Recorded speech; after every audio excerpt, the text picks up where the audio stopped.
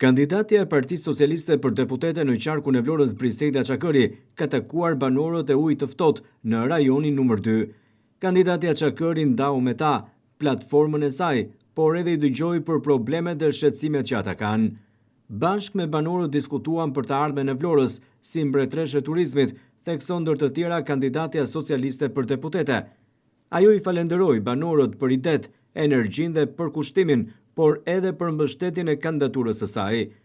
E ardhmja ndërtohet së bashku, ka theksuar ndër të tjera kandidatja e Partisë Socialiste për deputete Briseida Çakëri.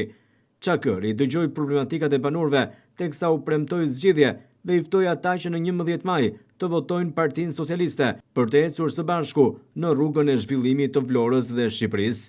Po ashtu, kandidatja e Partisë Socialiste për deputete në qarkun e Vlorës, Briseida Çakëri, ka marrë titullin pasardhëse e veteranëve.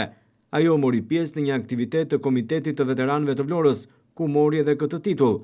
Është nder dhe vlerësim i veçantë për mua të marr titullin pasardhëse e veteranit nga Komiteti i Veteranëve të Vlorës, thot Briseida Çakëri. Sipas kandidates për deputete të Partisë Socialiste në qarkun e Vlorës, kjo është një nga ditët më të veçanta, sepse nderon ata që luftuan për Shqipërinë, për lirinë dhe dinjitetin e këtij kombi. E ndjej këtë përgjegjësi dhe krenari dhe prullësi, ka theksuar kandidatja socialiste për deputete Briseida Çakëri.